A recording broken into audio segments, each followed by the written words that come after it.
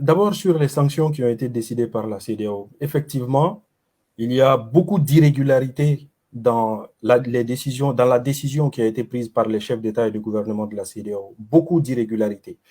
Les chefs d'État de la CEDEAO se sont sentis peut-être insultés, pas respectés par les autorités de la transition au Mali. Ils ont voulu frapper fort et en frappant fort, ils ont commis l'erreur manifeste de ne même pas respecter leurs propres obligations dans le cadre de la CEDEAO, parce que cette décision n'est pas conforme aux droits de la CEDEAO. C'est vrai qu'au sein de la CEDEAO, lorsqu'un État viole ses obligations, notamment en matière de démocratie, les chefs d'État et de gouvernement peuvent prendre des sanctions. Mais dans la liste des sanctions prévues dans le traité de la CEDEAO, il n'y a pas de possibilité pour les chefs d'État et de gouvernement d'ordonner, par exemple, de manière commune, le retrait de tous les ambassadeurs d'un État membre. Ça n'existe pas. Il n'y a aucun texte au sein de la CEDEAO qui autorise les chefs d'État et de gouvernement à ordonner en tant que sanction le fait que les États membres retirent collectivement leurs ambassadeurs d'un État. Ça n'existe pas. L'ambassadeur de la CEDEAO peut être rappelé par la conférence des chefs d'État et de gouvernement. Mais le fait de désigner un ambassadeur, le fait qu'un État désigne son ambassadeur dans un autre État, c'est une relation purement bilatérale. C'est entre les deux États. Lorsque le Mali désigne son ambassadeur à Paris, on ne demande pas l'avis de la CEDEAO. Lorsque le Mali désigne son ambassadeur au Nigeria, à Abuja, on ne demande pas l'avis de la CEDEAO. Donc, lorsque le Mali retire son ambassadeur du Nigeria, on n'a pas à demander l'avis de la CEDEAO. La CEDEAO n'est pas compétente pour la désignation des ambassadeurs représentant les États et la CEDEAO n'est pas compétente pour le retrait des ambassadeurs représentant les États. C'est une irrégularité manifeste, premièrement. Deuxièmement, les sanctions financières qui représentent pour moi la catégorie de sanctions la plus grave qu'on puisse décider contre un État. Aujourd'hui, contre l'État malien. Cette catégorie de sanctions ne relève pas non plus de la compétence de la CEDEAO. C'est l'UEMOA qui peut prendre ce type de décision. La CEDEAO n'est pas habilitée à prendre ces décisions-là. Parce que de quoi il s'agit de manière concrète?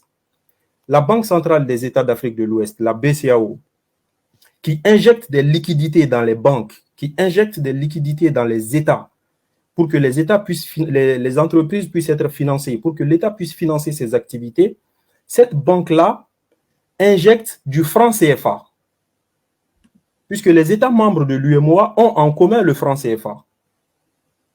Comment est-ce que des États comme le Nigeria, qui n'est pas membre de l'UEMOA, qui n'a rien à voir avec le franc CFA, va s'asseoir à une table où va être décidée une sanction contre le Mali concernant des liquidités à fournir aux banques maliennes?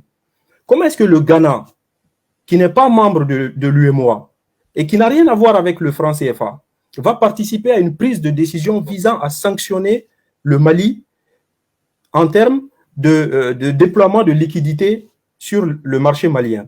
Comment est-ce que un pays comme le Cap-Vert, qui n'a absolument rien à voir avec la BCAO, qui n'est pas membre de l'UEMOA, qui n'a rien à voir avec la BCAO, va participer à une prise de décision pour sanctionner le Mali financièrement? Les sanctions financières ne relèvent pas aujourd'hui de la compétence de la CEDEAO.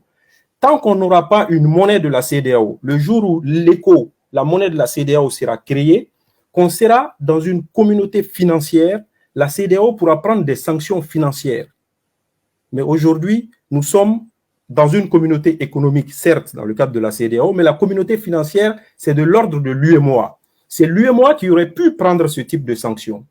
Mais les sanctions n'ont pas été prises dans le cadre de l'UEMOA, elles ont été prises dans le cadre de la CEDEAO. Donc cette décision est totalement irrégulière. La décision est irrégulière. Là, est-ce qu'on peut parler clairement d'abus de dépendance économique et d'abus de position dominante? Non, il y a clairement un abus de droit, il y a un abus très clair, un détournement de pouvoir, une incompétence manifeste de la CEDEAO à prendre ce type de décision.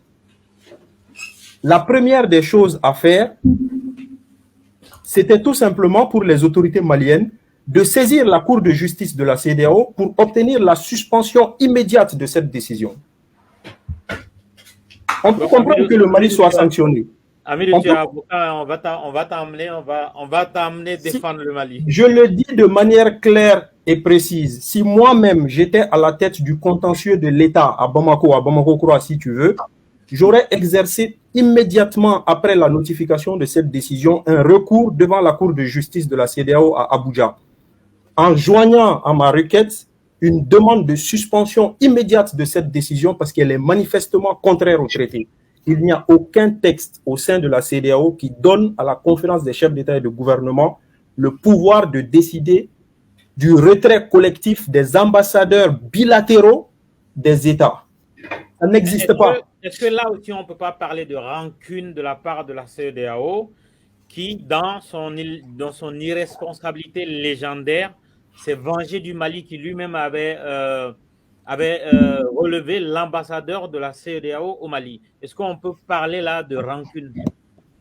Moi, je ne sais pas si c'est de la rancune ou si c'est de la vengeance, mais toujours est-il que il y a un abus manifeste.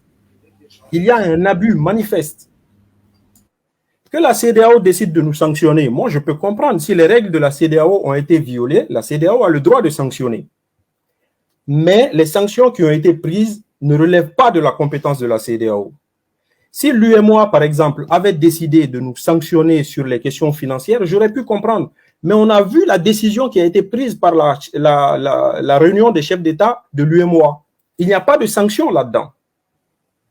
Oui. Les chefs d'État de l'UEMOA ont décidé de suivre la position qui sera adoptée par la CEDEAO. Donc, c'est la CEDEAO qui a sanctionné et pas l'UEMOA. Très bien. Encore une fois, pour moi, les autorités maliennes doivent commencer par exercer un recours contre cette décision parce qu'elle est manifestement contraire au traité. Très bien. Les chefs d'État pensent qu'on leur a manqué de respect. OK, il y a eu un manque de respect politique de la part de la transition, mais ils ont répondu d'une manière totalement abusive.